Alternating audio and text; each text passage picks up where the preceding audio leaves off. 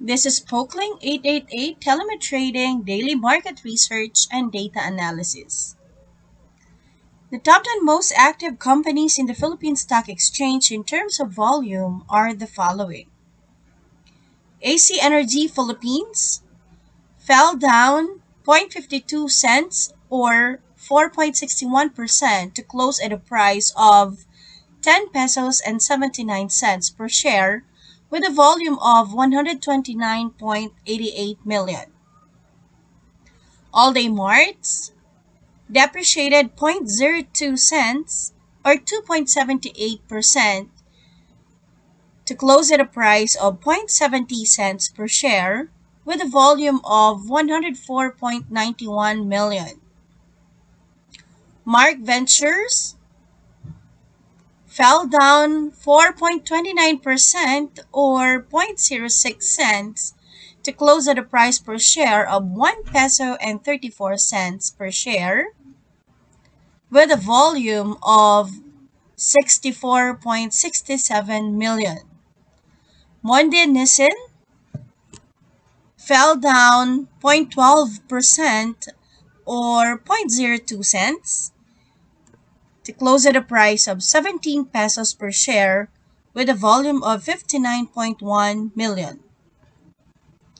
DMCI traded a volume of 34.25 million at the last price per share of 7.99 cents, where there was a depreciation of 0.15 cents or 1.84%. Metro Pacific Investment traded 20.76 million at a price of 3 pesos and 81 cents, where there was a negative change in price of 0.25 cents or 6.16%. Mega World depreciated 0.11 cents or 3.50% at a price of 3.030 per share with a volume of 17.67 million.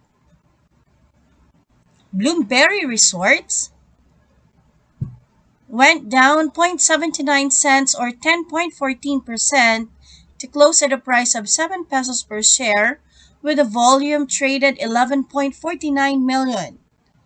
LT Group depreciated 0.52 cents or 4.91% to close at a price of 10 pesos and 08 cents per share with a volume of 10.23 million.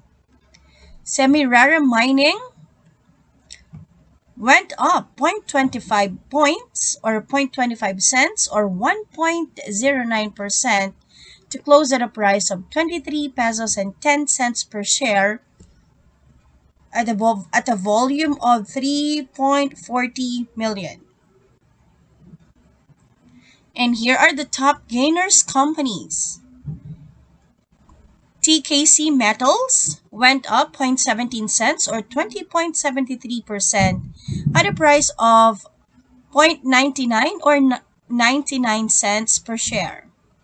Next, the Berjaya went up 0.82 cents or 12.67% to close at a price of 7 pesos and 29 cents per share. Sock Resources appreciated 0.05 cents or 8.06% to close at a price of 0.67 cents per share. Manulife Financial went up 55 or 6.88% to close at a price of 855 pesos per share. Next, Pacifica with an increase of 0.15% or 5.08% to close at a price of 3 pesos and 1 cent per share. Next, Crown Equities with an increase of 0.005 cents or 4.95% to close at a price of 0.106 cents per share. Next, the FINMA with an increase of 0.66 cents or 66 cents or 3.88% to close at a price of 17 pesos and 66 cents. Next, the 8990 holdings with an increase of 36 cents or 3.54% to close at a price of 10 pesos and 54 cents. Next, the Manila Electric went up 10 pesos or 3.47% to close at a price of 298 pesos per share.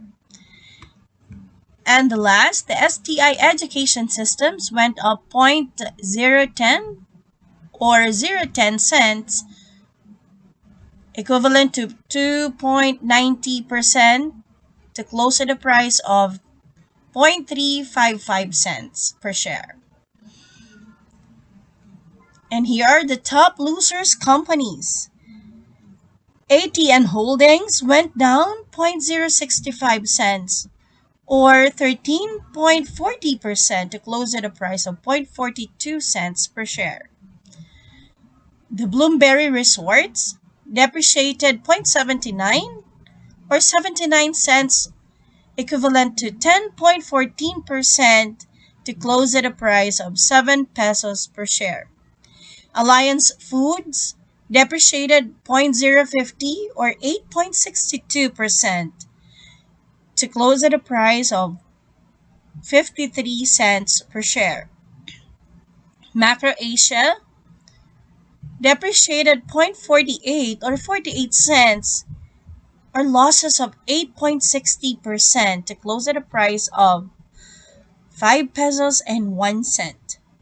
Next, Mabuhay depreciated 0.035 points or losses of 8.43% to close at a price of 0.38 or 38 cents. Next, the SunTrust Home losses of 8.13% or 0.1 to close at a price of 1 peso and 13 cents. Next, the Cebu Air had losses of 7.79% or depreciated 3.6 to close at a price of 42 pesos and 6 cents. Next, the Premier Entertainment went down 0.050 and losses of 7.46% to close at a price of 62 cents.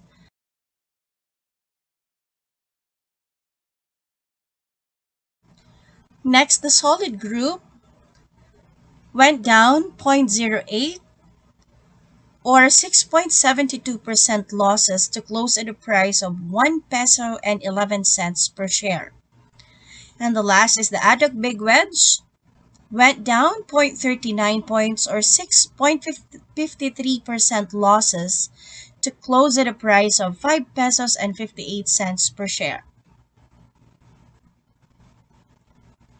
And this is the update on Forex. Australian dollar to US dollar. The Australian dollar stabilized above 0.7150 against the US dollar on Wednesday, recovering from a dip below one-year lows in the previous session as currency markets camped in Asian trade. Risk assets gained from a market recovery as Asian stocks, global index futures, and commodities pointed to increased risk appetite on Wednesday. The Aussie was also buoyed by better than expected Q3 GDP data as the Australian economy shrank 1.9% compared with the market estimates of a 2.7% decline.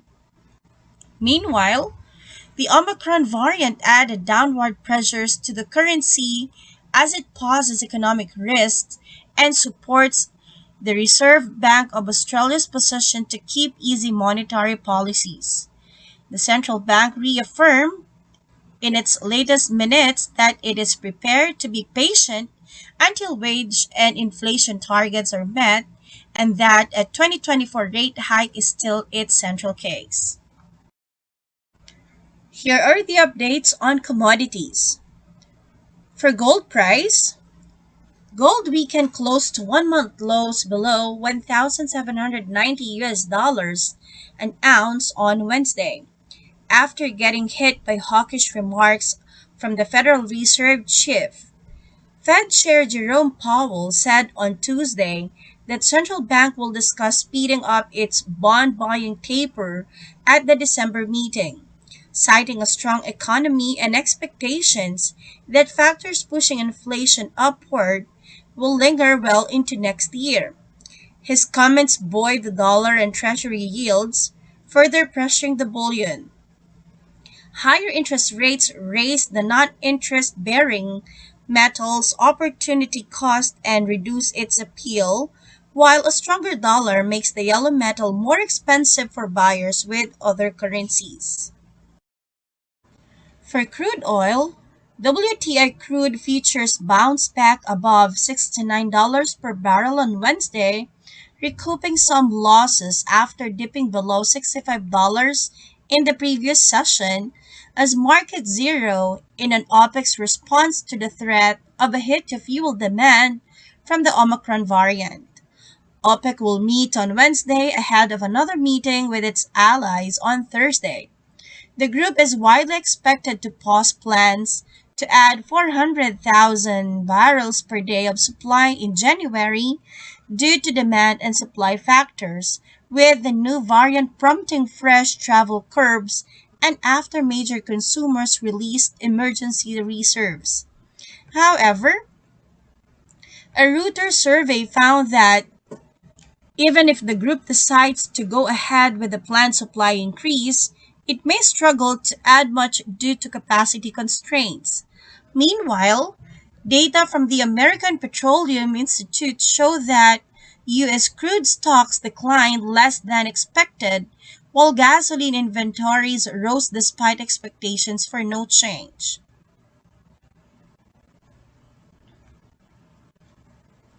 And these are the updates on stock market. In Europe, European stocks rose on Wednesday, trying to recover from the multi-week lows hit in the previous session. Still, investors remain concerned about the new Omicron COVID variant and its impact on growth, as well as rising inflationary pressure and the U.S. Federal Reserve signal of a quicker than planned taper. Fed Chair Jerome Powell indicated that the central bank will be discussing speeding up the pace of its bond buying taper at a meeting later this month, and the word transitory is no longer the most accurate term to describe current inflation. On the data front, German retail sales in October fell unexpectedly for a second consecutive month.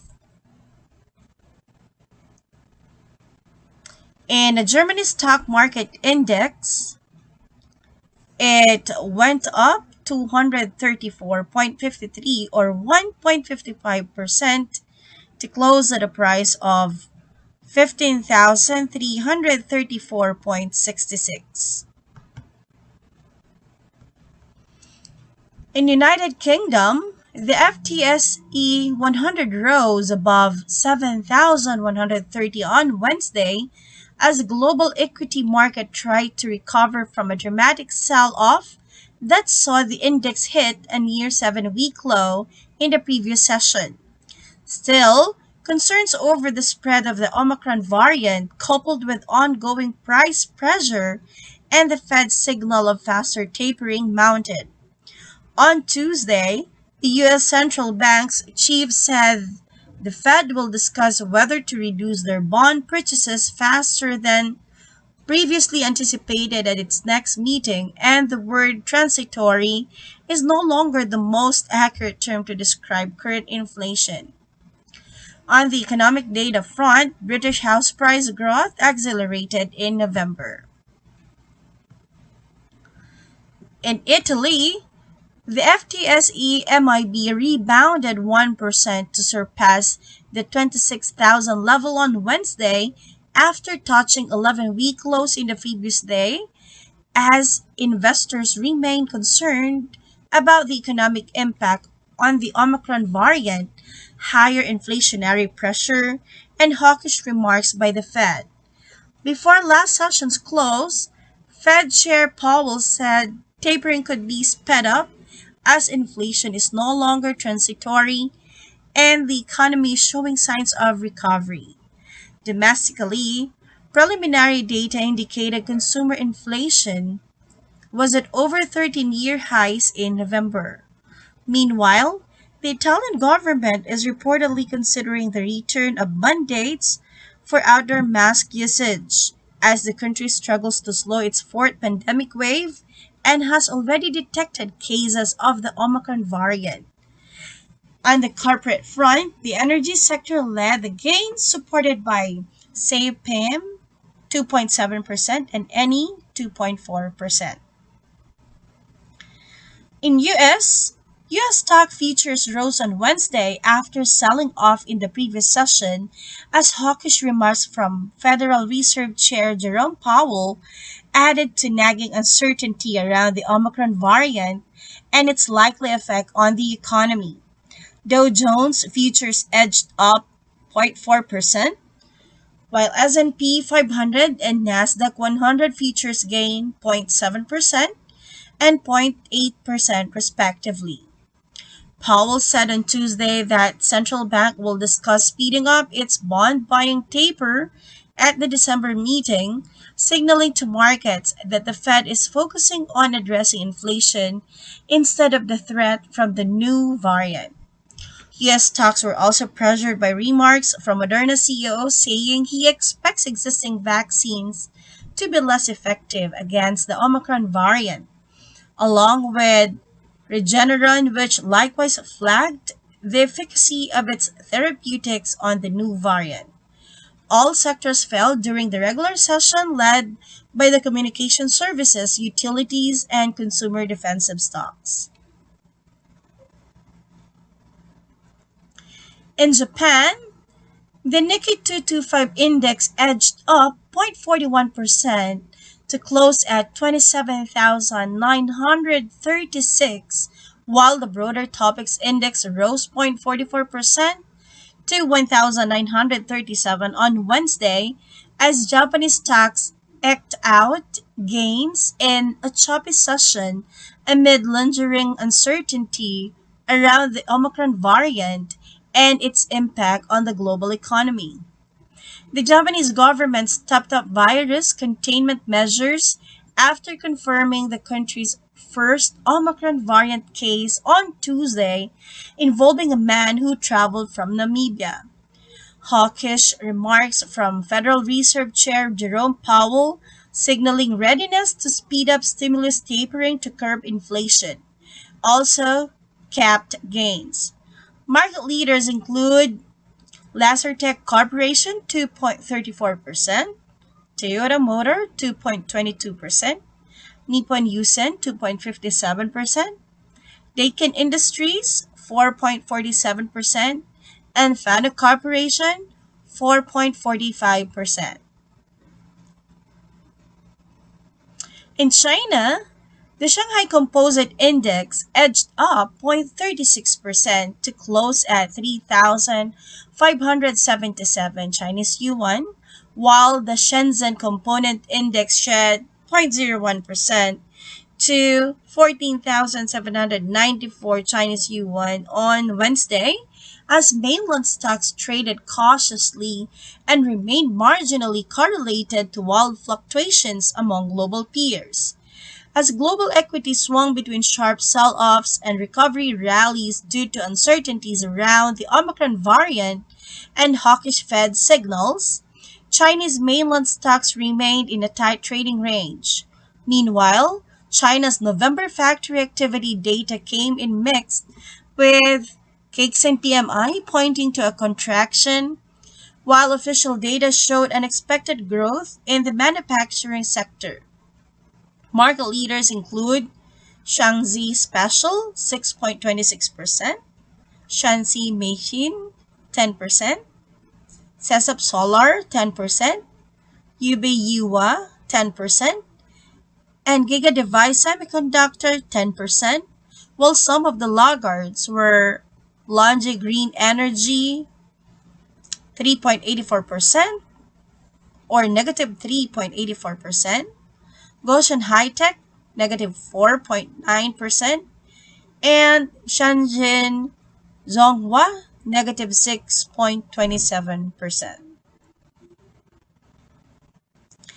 In South Africa, the FTSE slash JSE All Share Index was up 0.5% to around 70,821 on Wednesday, approaching a record level of 71,015 hit on November 23rd and extending gains for a third straight session, mainly lifted by miners.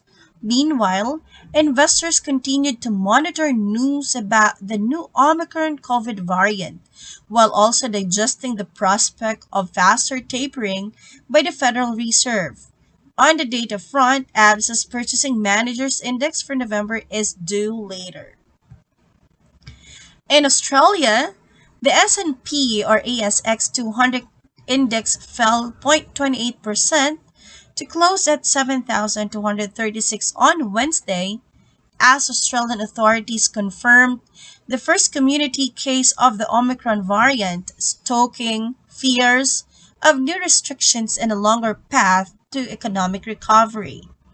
Official data showed Australia's economy contracted 1.9% year on quarter on quarter in the third quarter amid prolonged lockdowns, but fell less than feared as trade and fiscal stimulus helped cushion a slump in household spending.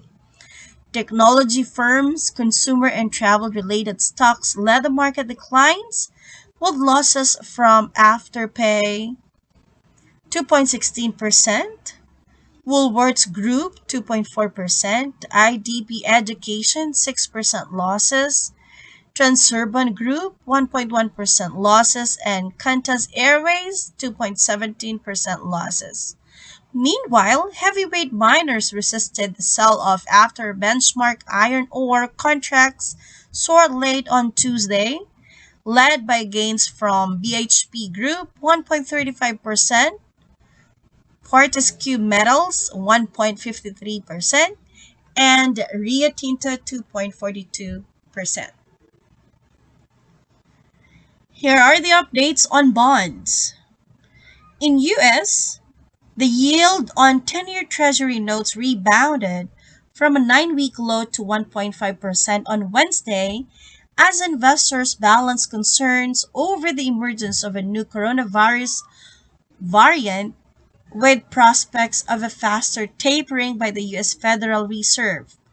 Fed Chief Powell said the central bank will discuss whether to reduce their bond purchases faster than previously anticipated at its next meeting, and the word transitory is no longer the most accurate term to describe current inflation. In UK, the yield on UK 10-year government bond fell further towards 0.8%, hitting its lowest level since mid-September as investors turned to safety amid concerns over the spread of a newly identified coronavirus variant and its possible impact on growth and policy.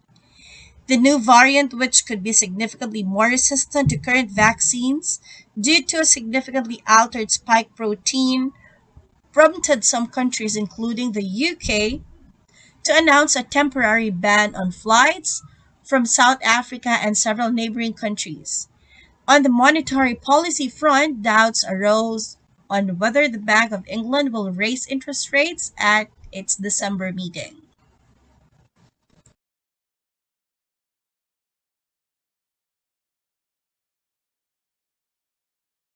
In Japan, the yield on the benchmark Japan 10-year JGB sank below 0.06%, close to levels not seen since October 5th, amid growing concerns about the impact of the newly discovered Omicron coronavirus variant.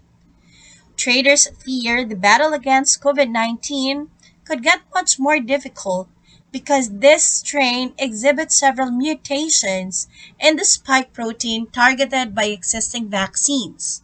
Moderna CEO said to the Financial Times that current vaccines could see a significant drop in effectiveness and that it will take months to reformulate a new shot and distribute it across the world. Capping some of the downturn, local media reported that the Japanese government draft budget for fiscal year 2022 will likely exceed a record of 946 billion US dollars due to the defense and social welfare expenses. In Australia, the yield on Australian 10-year government bonds slid below 1.75% towards the end of November, a level not seen since October 18th, amid a global rally in 10-year sovereign bonds triggered by concerns about a new coronavirus variant found in South Africa. Reports have shown several mutations that could reduce the efficacy of vaccines, raising concerns about a possible return to former, stricter travel and social distancing restrictions. At the same time, the Delta variant continues to risk the recovery, with Germany and several other European countries battling with a new wave, and some have resorted to reimposing lockdown measures. These concerns offset a stronger than expected increase in retail sales during October and prospects of a robust recovery of the Australian economy. And this is the latest news in Wiki Forex. US-based crypto trader pleads guilty. Jeremy Spence, a cryptocurrency trader, scammed more than 170 investors. The U.S. Attorney for the Southern District of New York, Damian Williams, recently announced the guilty plea of Jeremy Spence in a crypto scam worth more than 5 million US dollars. The details shared by the authority outlined that Spence solicited money from over 170 individuals through various illegal crypto funds. Spence, a crypto trader, made false promises to investors. Moreover, he also touted enormous returns of up to 148% to lure investors. Spence used the new investment to pay old investors in a Ponzi scheme style. He faced massive losses in his actual trading results but lied to investors.